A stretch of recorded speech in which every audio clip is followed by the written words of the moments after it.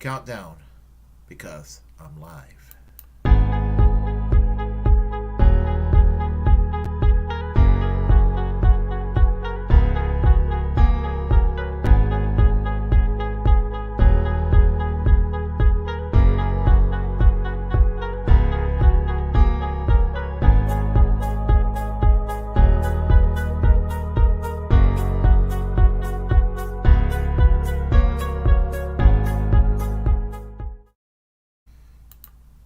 Hello, I am Willie Bragg, host of the Willie Bragg Show, and good morning to each and every one of you. This is the moment where I basically share my insight of the world, because it's a great way of just getting my frustration of how fucked up our politics is here, getting it out of my system. So, how should I start this? Just get, right down to the meat and potatoes of this whole story. No offense to any vegetarians out there. Although you're doing a disservice to yourself. I love a good steak. But anyway. Thomas Friedman of the New York Times. I don't really know that much about him. He seems politically murky. It's like he seems either like a neo-lib corporate Democrat or maybe a socially liberal-leaning neocon Republican. That's what I think of with his ideology. It's puke. He is absolute puke, for what I can tell, and he decided, well, Joe Biden is not popular right now. Kamala Harris is not popular right now. So, they're worried about, he's one of those types that he's not so far to the right, if he is a Republican, that he would fear what a right-wing America will look like with the Republicans' imminent takeover in November. So, but he dips his toes enough in neocon circles, I feel like, that his kind of pragmatic politics makes me want to puke my guts out. Last in 2020, I knew the ticket we were going to see for the Democrats forming. I knew we were going to see Kamala Harris and I knew we were going to see Kamala Harris and Joe Biden team up. I knew that was going to happen. I would have bet my Beetle boots. I actually do own Beetle boots, by the way, and it's a cute joke. But anyhow, I knew that was going to be the ticket. So let's go and talk about Joe Biden and Kamala Harris. As I said, they're very unpopular right now. And they're basically the same person. They've sat there and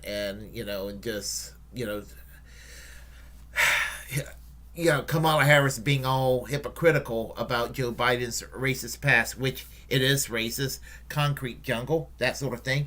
He was friends with Jesse Helms. That's a horrible human being to be friends with.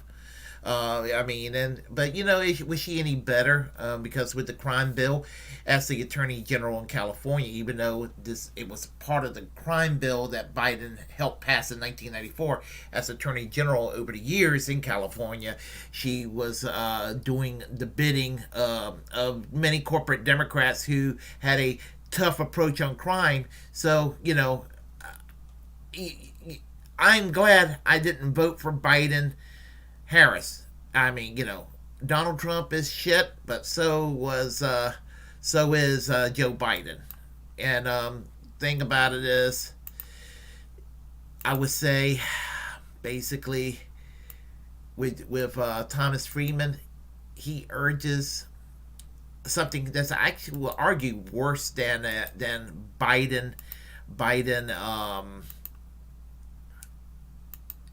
Harris. He thinks that Joe Biden ought to kick Kamala Harris off the ticket for 2024 and have, yes, an actual war criminal whose dad is a war criminal. Oh, isn't that just wonderful? Isn't that just wonderful? Between Joe Biden as a senator back in 2002 and the collaborative work of Dick Cheney and Liz Cheney in the Bush White House, and Liz Cheney to this day is a member of Congress, killed more people than Donald Trump. And so, combined, have killed more people than Donald Trump. Donald Trump's killed some people. I mean, he can fuck himself for murdering Qasem Soleimani of Iran 2 years ago. Fuck him for that. But, fuck Joe Biden. Let's go, Brandon. Fuck Joe Biden. I don't care how you slice it or dice it. 241,000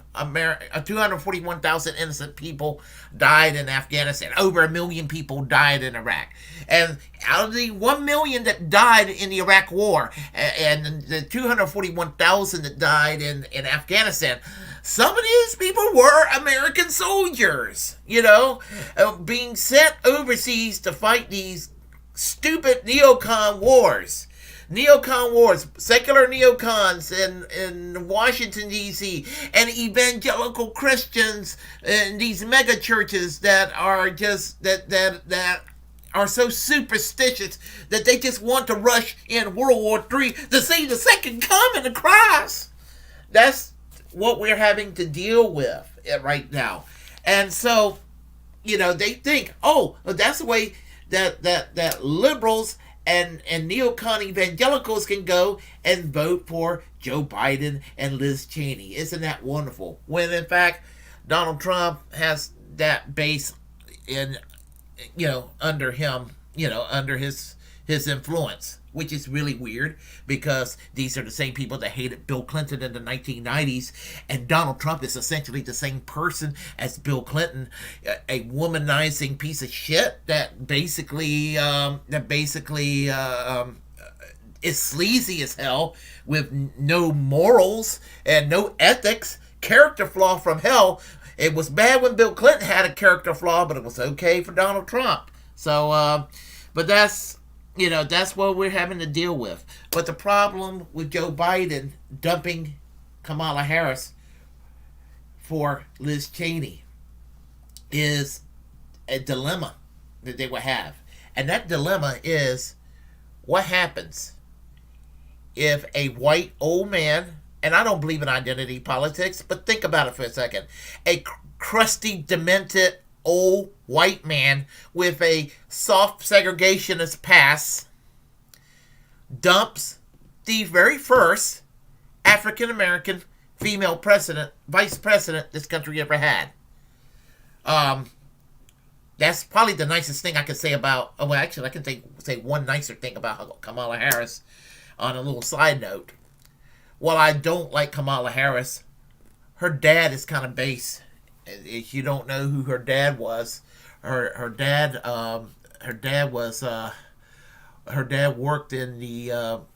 worked for as an economic advisor for Michael Manley of Jamaica.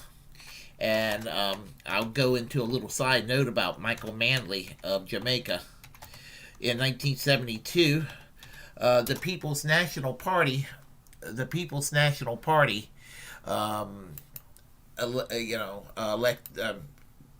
Michael Manley became the prime minister of that's a small ass photo, but anyway, we'll work with it. Michael Manley was the no, I don't like that. We need a larger photo because I got points I got to make. So let me do this here. There we go. Michael Manley was the prime minister of Jamaica.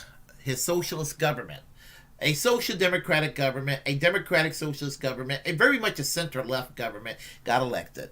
And because they did not want to sit there and be aggressive to Cuba, the United States gave Michael Manley's government a lot of shit. Now, while people want to sit there and call Kamala Harris a socialist, she's not. She's a corporate Democrat. But her father, who I believe is a professor of economics at Stanford University, was the economic advisor for Michael Manley. Her father was base, and her father does not approve of Kamala Harris being a total sellout, basically being another Hillary Clinton. Those are my words, not necessarily his. I'm sure the sentiment is there.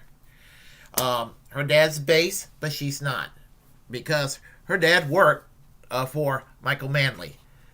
And if Kamala Harris ever listens to this, I am disappointed with Kamala Harris on her dad's behalf. So there's where I stand on that.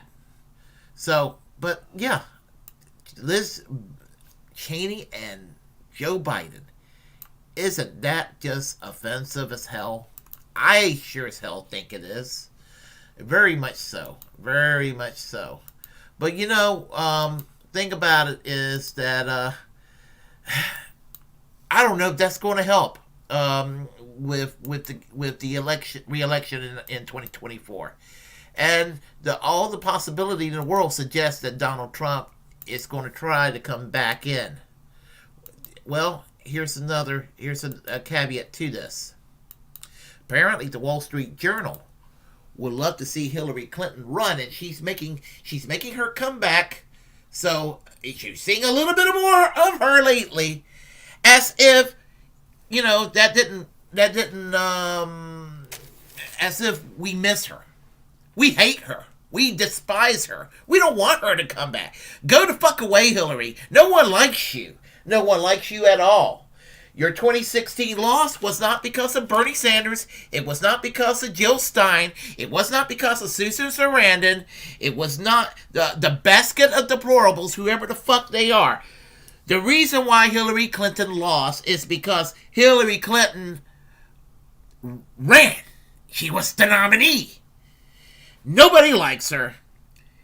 And it was such a close election that I heard it through the grapevine that Bill Clinton and Hillary Clinton were arguing on election night when Donald Trump won. And I'm no fan of Bill Clinton. But Bill Clinton was correct. If what I heard about the argument, she was throwing lamps at people, for what I've heard, I can totally envision that in my mind. That cackling Karen would do such a thing. And apparently Bill Clinton lost his temper and cussed out her advisors and cussed her out. Good for you, Bill, on that one. Basically saying, you needed me. You needed me in those 4 states. Wisconsin, Michigan, Ohio, Pennsylvania. Those 4 states that Chuck Schumer said, well, for every blue collar union worker we lose, we will gain 4 suburban moderate Republicans. I don't want those 4 suburban moderate Republicans. Let them stay the fuck in the Republican Party so they can moderate a party that needs moderating. No, fuck those 4 suburban moderate Republicans. I'm glad they're suburban. I'm glad they're moderate, but they're still too right-wing for me. And all that would have done would have made the Democratic Party more right-wing had Hillary Clinton won.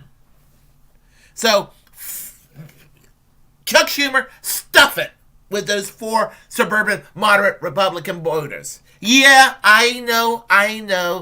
Maybe some of those deplorables in Pennsylvania, Ohio, Michigan, and Wisconsin who votes Democratic most of the time, they may not be politically correct all the time, and they may be traditionalists or what have you. But they're the ones that made the Democratic Party for many generations into a quasi-labor party through New Deal liberalism and everything. But y'all sitting there trying to get rid of that. And to the point where the Democratic Party is to the fucking right of the British Conservative Party. Joe Biden is to the right of Prime Minister Boris Johnson, who is supposed to be the British Trump. And Joe Biden is to the right of Boris Johnson. That's the Overton window we have. No, thank you. Go to hell, Hillary. We don't want you. And the thing about it is that she has her nerve to sit there and lecture. She'll sit there and lecture the left. Because that's all she knows how to do, like many other corporate Democrats. And she had her hand in it by inventing the corporate Democrats through entities like the Democratic Leadership Council. And while the Democratic Leadership Council doesn't exist anymore, they still live on through people like Joe Manchin and people like Kirsten Sinema. To the point where we don't have President Joe Biden. We don't have Vice President Kamala Harris, because if we did, they're both as much horrible people as they are. They're both probably still better persons than Joe Manchin and Kirsten Sinema. Low bar, not saying a lot.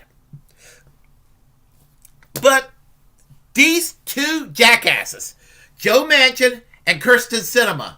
And Kirsten Sinema, I'm more mad at than Joe Manchin, because she started out in the Green Party. And I'm not angry that she went and became a Democrat if she felt like she could go and make a positive difference in the Democratic Party and shift it leftward. Except in its most shallow way, which has no meaning, is to dress like a hipster and be trendy and all of that, and wear little rings that says fuck off and all of that.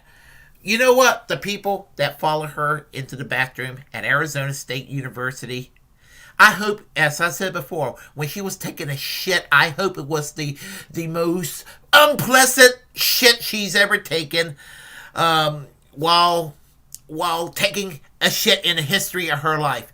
Gosh, don't I feel like quite the dirtbag leftist today? Don't I? Don't I? But anyway, that's what we have in the White House right now. We don't really have Joe Biden or Kamala Harris.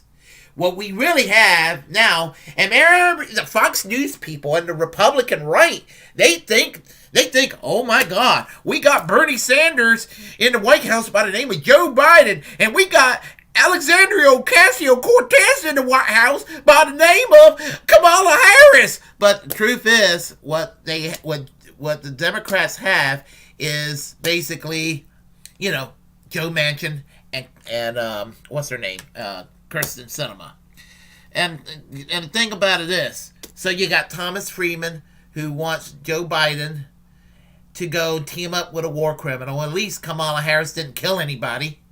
So, but Liz Cheney killed people. She didn't kill anybody in the Middle East. Let me rephrase that, because she supports the death penalty, even though she claims she doesn't, Kamala Harris. And as the Attorney General, she saw to it that people were going on death row. So, fuck her too.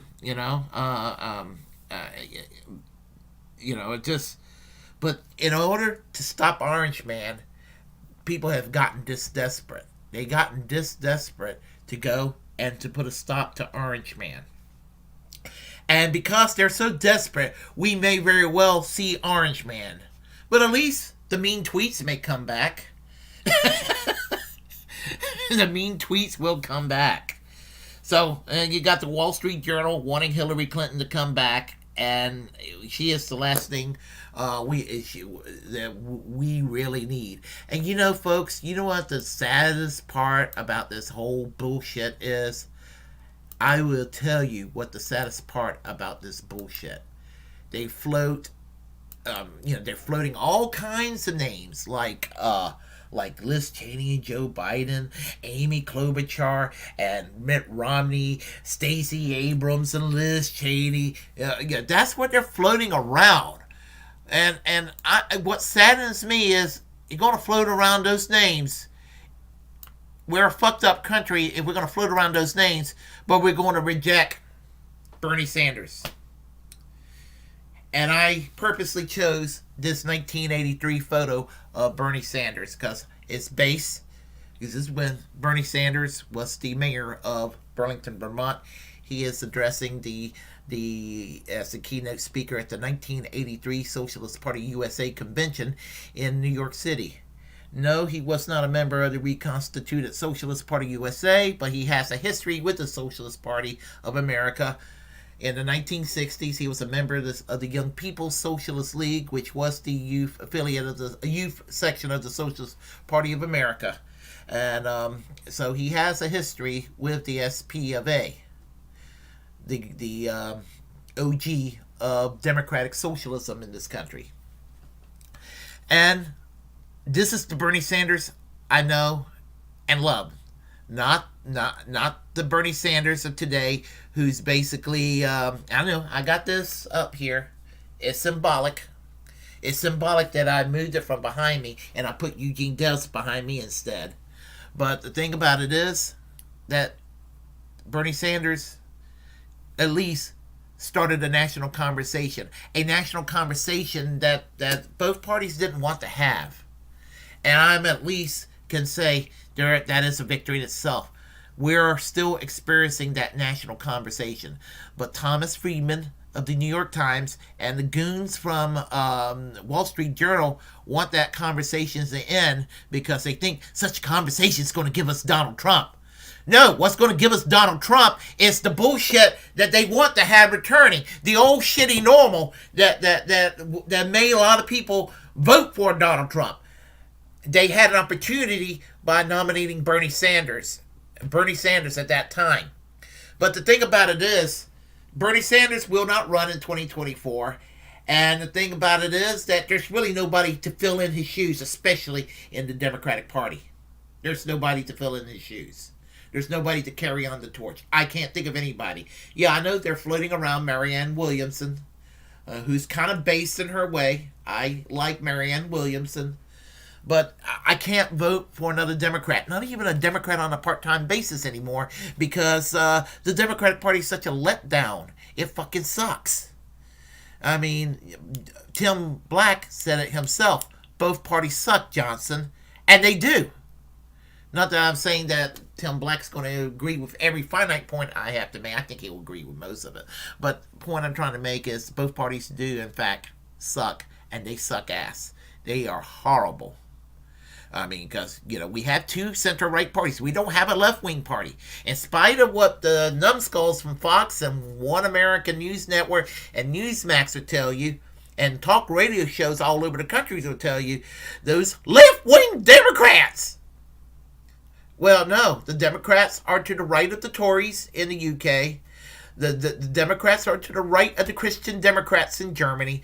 They're to the right of the Union for a Popular Majority in France. They're even to the right of the Likud party in apartheid Israel, because at least those motherfuckers support socialized medicine in Likud. They're shitty on everything else policy wise, but that's what we're stuck with here in the United States today, and Bernie Sanders to be rejected or not even discussed in a serious manner for 2024. I mean, I actually was hoping that he would retire by 2024 because, I know he lost his will trying to fight the good fight all his life. And, I will still wish him victory just the same since he's running as an independent for re-election. But no more will I act like an hysterical little teenage girl in 1965 at Shea Stadium seeing the Beatles go, "She loves you, yeah, yeah, yeah. She loves you, yeah, yeah, yeah. She loves you, yeah, yeah, yeah, yeah. Woo!" No, I will not do that anymore. I will not go, "It's Bernie Sanders." I'm not going to do that anymore. I can't do that anymore. It's going to be like, okay, Bernie Sanders on TV, woohoo! And he's a little more substantive than the others. That's my reaction. No longer,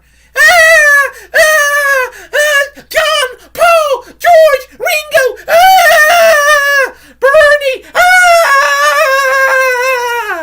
No, that's not going to happen anymore.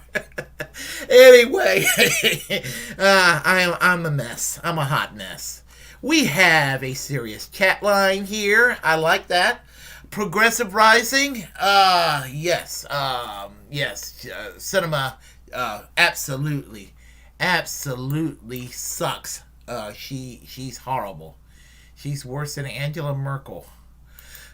Yeah, Angela Merkel. I would be SPD in Germany if I lived in Germany. But, the Christian Democratic Union, I mean, think about it. That's the party of Otto von Bismarck back in the 19th century. And that was the party that helped bring about national health insurance in Germany. Germany was the first country in the world to have universal health care. 1881. Still have universal health care today. Let's see. We have Dirtbag Leftist. A name after my own heart. I'm 100% behind Marianne running. Well, I do think she's base. Tell you, I actually, the more I listened to her, I thought she was nuts when I first met her. Heard of her. I liked her when I first heard of her, but I thought she was fucking nuts. But the more I listened to her, she grew on me. And I was like, oh no, she's one of the better candidates running. I mean, at that time, that time was like, to me I was like Bernie, Tulsi, Bernie, and maybe Elizabeth Warren. Then I got mad at Elizabeth Warren for stabbing Bernie Sanders in the back by smearing him and then fucking him over in Massachusetts. And I will never forgive Elizabeth Warren for that. As far as I'm concerned, she is the snake. If y'all don't remember that, us Bernie bros call Elizabeth Warren the snake. And if I ever see her in person, I'll go, snake. Don't believe me? Bring Elizabeth Warren near me and I will go, snake. Let's see. We have to wait till the 2040s for a progressive candidate, but by that time, I will be living in the UK. Oh, I will probably... I've actually thought about retiring. UK is kind of expensive. I love Great Britain, by the way. I love Great Britain. Ireland, the cost of living is a little bit cheaper in Ireland, progressive rising. Just thought I'll let you know. And you're going